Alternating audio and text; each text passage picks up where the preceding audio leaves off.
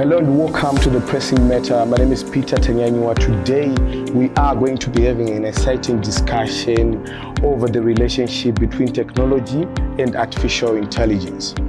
Now, with the emergence of artificial intelligence and schools in Zimbabwe, we just need to understand how ready are we as Zimbabwe to embrace artificial intelligence. To help me tackle this discussion, we've got a special guest who has been a stakeholder in the ICT industry for quite a long time. Say, welcome to the Pressing Matter. Thank you. Thank you. Can you please introduce yourself and also tell us some of the contributions that you have done in ICT? Right. To start with, hello viewers there. Myself, my name is Shepherd Chimururi. I'm the founder and director of Dzidzo Inhaka Computer Science Sports. We are the e-learning people. We breathe, we talk, we smell, we talk, and we dream e-learning. All right. So I understand that with the emergence of artificial intelligence, obviously many schools in Zimbabwe, that's a fact, they remain segregated from technology. That's true. What can we do so that every other school can embrace technology? Well, with technology, there are various steps that we have to take. It's not like we wake up in the morning and say we want to implement artificial intelligence in schools. There are some basics that we have to go through, and those basics now are what matters most. So first and foremost, we have computerization, which has been spearheaded by the government. I think for the past maybe 15 or so years, the government has been spearheading computerization of schools. Then the other critical step is now what is needed now, which is training of infant computer teachers. Just to start the grassroots. Yeah. Because the approach now seems to be lacking the foundation, lacking the roots, because we are focusing on O-level students, we are focusing on grade 7 students, but also at grade 7, even at grade 7, there is no practical examination of grade 7 students from the ICT subject, you see, unlike other subjects, you see. So there is only theory. So you find that even the teachers in a classroom setup, they are not focusing more on empowerment of ICT skills for the students, but they are focusing on theory for attaining good grades. So what does it mean? It means what we're actually advocating is the introduction. The syllabus is there. It says it all, that ECD students, they have to do this and that. But unfortunately, the situation on the ground, most schools, they start introducing computers at grade 3 when the child is able to read and write on their own. Why? Because it's quite a bit complicated to teach pre-readers how to operate a computer when they cannot read textual instructions that are found in programs like Microsoft Word. All right. So I know you are a very appreciated stakeholder in as far as ICT is concerned in Zimbabwe. So what are some of the challenges that you have faced in trying and introducing e-learning in infants? Well, the biggest challenge, as I said, is most teachers, they don't know how to teach infants computers, because teachers, when they are at their colleges or universities, training colleges, right, they are being trained using Microsoft Word. Yet when they get in the infant classroom, there is no Microsoft Word. The under 5s, the under 4s, they can't type their words, their names or other even small words. Why? Because they are still pre-readers. They do what is called picture reading. You see, so we now need to marry infant or early childhood education with technology. Today, when you take an ICT graduate, all right, and put him in an infant class, there is a mismatch because that IT graduate cannot understand how the infant learner learns. For example, you and me, when we went to school, we were doing A, B, C, D, E, but now they no longer do that. They are now doing bow, bow, g, g. They are now using phonic sounds. Yeah. You see, so the IT expert who comes to the classroom today is disconnected from the way the infants learn. And then you take also the infant teacher who is trained at our colleges, they also don't understand IT that much, you see. So there's need to marry the two. And we have been also spearheading those challenges now to say, okay, we have a solution. And we have been spearheading that, and we've been training teachers from different schools. And I'm sure we've been successful in our efforts, because beyond just training teachers, we've been also facilitating. We've created a platform where infant learners can come and do competitions to showcase their computer operating skills. All right. So I can understand that you've got your competitions that you do for different schools and stuff for many years now, maybe 10 plus years. So now what I want to understand is in as far as influencing the educational system, how have you gone and what are your recommendations going forward now? Because you've mentioned the gaps that are lacking, but now going forward, what do you implement? What do you recommend here? Our first recommendation starts from the training level for teachers. We recommend that all ECD teachers, they have to be trained in infant computer education, so that when they go back to their classes, they are able to train on their own learners, right? That's number one. Number two, computerization is happening, but on the other hand, we also need age-appropriate softwares for the learners, which they enjoy, right? Number three, we need to also carry forward with the issue of competitions. Why? Because it motivates not only the learners, but also the facilitators and also the parents. And from our experiences now, we realize that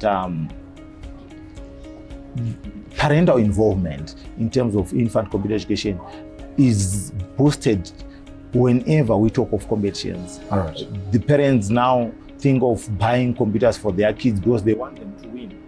Otherwise, without the issue of competitions, they wouldn't be maybe so much motivated in buying the computers for their kids. All right. So now I need to understand that with artificial intelligence coming in, how do you see artificial intelligence marrying itself with the students in the classroom? Because now, how prepared are we as Zimbabweans to embrace artificial intelligence in the classroom? Is this something feasible? Yes, it's very feasible, but we are still far off. Why do I say we are still far off? It's because the digital literacy rate in our students is still very low. Yes. So the best way forward perhaps is to say, for the students who are doing infant education right now, then we say all preschools, all ECD centers, they must introduce infant computer education, so that when they're going up, already everyone has got a foundation, everyone is at par. So if you rush to AI, we're jumping the gun? Yes. Why? Because you go to a classroom in Harare here, not only in remote areas, but in Harare here, in high density suburbs, you find there are some students who have never typed their name on the computer. You see? And how do you introduce artificial intelligence to them? You see, already there is a gap. So artificial intelligence, yes, some, they can still grasp it, but those are the ones who are mostly privileged. We have been had an opportunity to get practical lessons on a computer. We have computer labs which are full of computers, But how many students, to be honest, are able to operate computers? Because look at the timetable. The school has got maybe about 1,000 students, and they've only one lab. So in most cases, it's about just theory. So we really need to start from the grassroots going up. And I also feel like if people jump to AI, there is a gap that they would have missed in a way, because AI seems easy. Some of the things seems just to be skipped. Some of the steps seem to be skipped, because if you look at it, even professionally, not just talking about students only, even if you go professionally, if someone who is professional, I feel like some jobs are now going to be taken by mediocre people, because they may not really know the know-how without the assistance of AI, but they'll just get the job done. And the competent person will actually lose out on the opportunity. I don't know. Yeah, I think there should be a transitional phase, just like what you are saying, to say all the people, the professionals, the students, and also even the parents, there's need to first lay the ground. Number one, basic computer literacy for everyone. Yeah. Right? So that when we move to AI, everyone will be at the same level. All right. You see, because today we talk about AI, but it doesn't mean anything to someone who doesn't have the basic computer skills, who can't even type their name, who doesn't even have an email. You see, who doesn't even know how to create a folder, how to save a picture, how to download a movie, or download a tutorial. You see, so we need first to make sure that all the students first have to get. For your own information, the lack of basic computer skills is impacting the e-learning industry. By now in Zimbabwe, we should have a booming e-learning industry. And I can give you an example of one organization. I will not mention the name. Okay. They introduced an exciting package that was supposed to benefit learners around the country. But it couldn't take off. Why? Because the targeted market, who are students, lacked the know-how on how to operate a computer. It was an offline kind of a thing. Okay. And there were a lot of academic resources there. Textbooks, notes, what. But it couldn't flourish. Why? Because the targeted market lacked the basic skill to access the resources. All right. So whether we like it or not, technology and IA is now part of us. Yes, it is. Now, as far as, let's say, part of primary, secondary, and tertiary education students, how do we now set the benchmark as far as judging these students? Who is the best, who is not the best? Because now assignments, I mean, and you won't, even when you go to that, you won't even see where plagiarism is with some IA sites, you know. So how do we set the benchmark now? Who is the best, who is not the best, what's really going on? As far as the literate students who can operate computers are concerned. Yeah, but now I think AI has got also its own limits. Okay. Because it can only give you answer to something that it knows. Okay. Yeah, AI doesn't have all the answers. go to AI right now and ask it about infant computer education, especially our Zimbabwean scenario. The most answers it gives you, they are from Western, because the AI was developed by Westerners, you see. So when it comes to our own local level, AI struggles, because you need to provide customized answers. Even the references AI gives you, they are from the developed world, you see. But in a way, back to your question on how then do we know that this is the original work, and I think there's now need to do what can I call it, hands-on approach to say, okay, we need you to do this assignment, and please, let's assess it now. You see, online. Okay.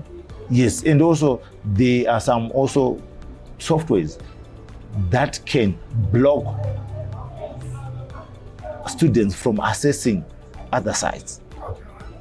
You see, so there are tools there that can give us some guarantees, or that can also make sure that students or professionals are not cheating. Maybe you are now encouraging what, colleges, universities to block some sites? Of course, that's the only way they can make students think for themselves. Because if they don't block the the ability to access those sites, it means any other student will not think, will just have the work done by AI. All right. Yes. Now, back to you as an ICT stakeholder.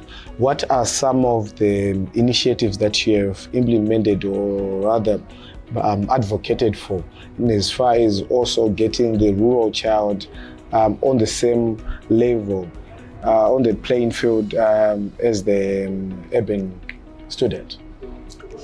Well, we have tried our best. On our platforms, Computer Science Esports, we have schools from Chueshe, from Weza, from Chivu, from Rutenga, from Dema, from just a week ago I was in Karoi. Okay. Yes. We are pushing. So you are working together with the government of Zimbabwe to try and get urban and rural students on the same playing field? Yes, but what we have done now is we have approached the Ministry of Education, and the big issue, they liked our program, they liked our project, but now the issue is about funding. So the good thing is we have been able to convince one of the key donors in the education sector, and they are coming on board. And we will be starting with a project with schools in Buera. They've managed to get funding for schools in Buera. But previously, we have worked with other key stakeholders like Plan International. We have worked with them during the COVID era in Manicaland. I was in Checheche installing some offline e-learning packages, training teachers, Checheche, Tanganda, Mutasa, and also Cholocho there. You see, so the issue of bridging the gap is all about funding. So we have players like us who are willing to get in, to help bridge the gap, but now the limiting factor is the funding. All right. Yeah.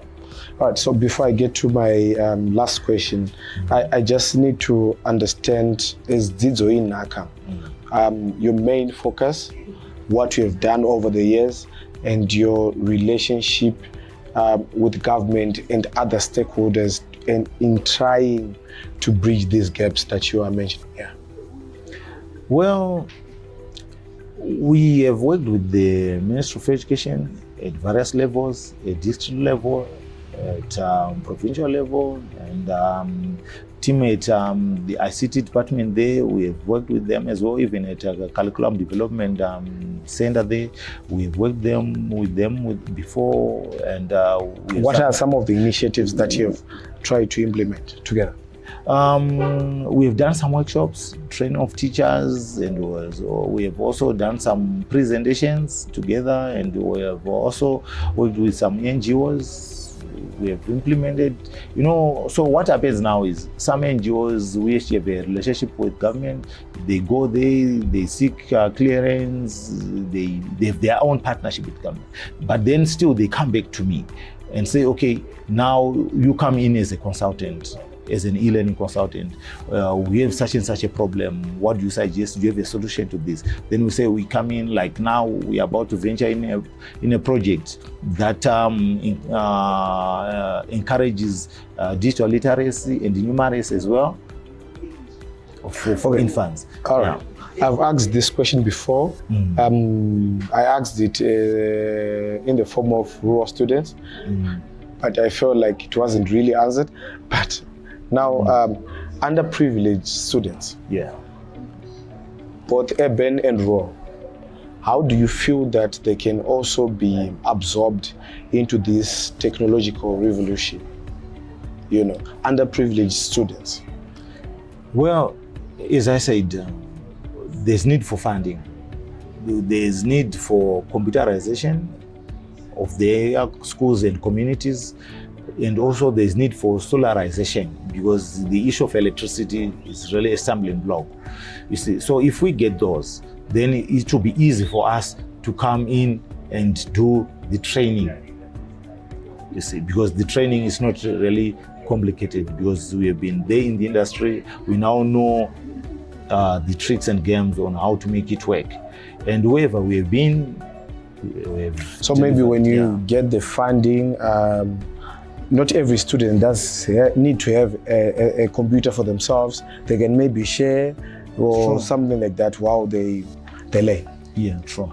All right. Yeah. So it's not just about having a personal laptop, but that's the way to go actually. And with the schools we work with, we are encouraging parents to buy personal laptops for their children. Why? Because a laptop is now as good as a textbook.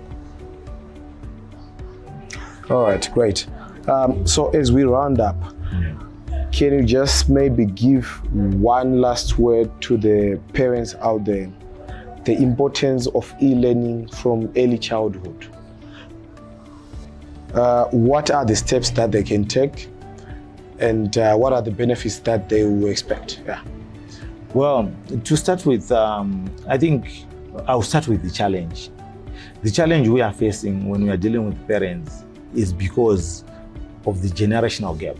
When they went to school, there was no e-learning. Now you try to convince a parent who cannot operate a computer at 30 years or at 40 years to say your child at 3 years can operate a computer, you see. So it takes a lot to convince them. They'll tell you why do they need a computer? You see, because iwo pavakaenda kuchikoro vaienda kunotamba. Yeah. Game. So when they see a computer now, they say, oh, it's a fragile gadget. How can my child know how to handle it and operate it in a structured way? You see, so they will quickly think about losses. Okay. You see, but after convincing them now, we now need to focus on. Of course, we have to convince them, giving them valid points to say, okay, education has gone digital. It's now, everything is now e-parking, e-banking, e-what, e-learning. So the way to go is to convince them and show them that in e-learning, the child has got to learn through play, because the games or the softwares, they are interactive. They give feedback to the child and they encourage the child to do more.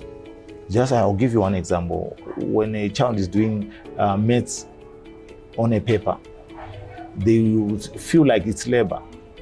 But when they are working on a computer where the computer gives feedback or a clap hands for the child will be like motivated. They are playing a game, so they take it easy, and it will take a lot of effort to call the child to come and eat when they are on a laptop. You see. Right. So these are some of the benefits, and the children, they like to play interacting with the computer.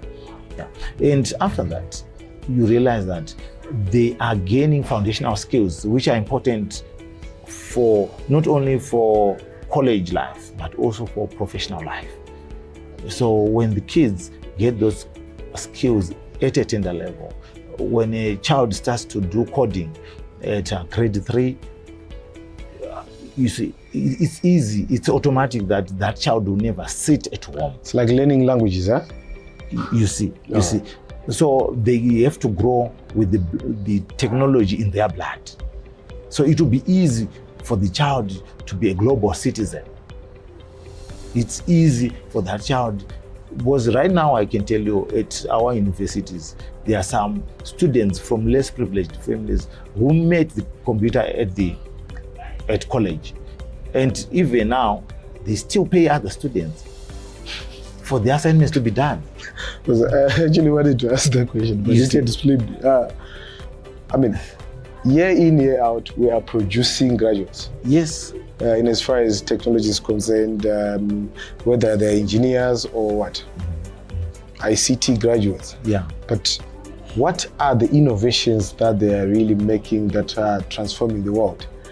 I mean, probably.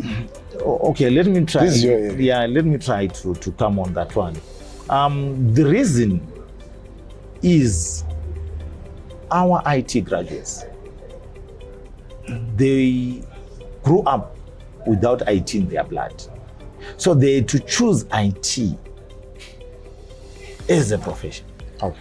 So they are focused more on making money, such that when an opportunity comes that is minus IT, but it's got more money, they quickly jump off and leave the IT field. You see, why? Because they to go to college to do IT to survive. They are different from these infants that we are grooming, who are growing up with IT. So projects are not done at college level. Projects should be done at primary level, secondary level, so that when they finish, just like mwana macheso, I had this guitar after finishing school. They have to learn the guitar while they are still young. Look at some of these. Ahana kudzidza kuimba arorwa. She started when she was still big at a family. So the transition was smooth. So we have to start now to invest in those future projects. And you don't start with a big project. You start with a small project. Like at our competitions we are entering now. Yeah. We have under 14s. They are going to code a mouse and a cat game. So we are already training them how to produce their own games before they even turn 15 years. How about when they go to high school? They'll be producing more complicated games. And when they go for professional, at least they have a history. You can't just wake up and be a champion. You must have a traceable background. That's impressive indeed. Must thank you and congratulate you for the work that you're doing. Thank you so much for joining me today, Mr. Chimururi. All right, thank you, Peter. Thank you. Charity begins at home, and of course at national level, policies have to be changed. Young people have to be nurtured from the grassroots. It has been an exciting season 1 of The Pressing Matters. My name is Peter Tanyanyiwa. See you on season 2.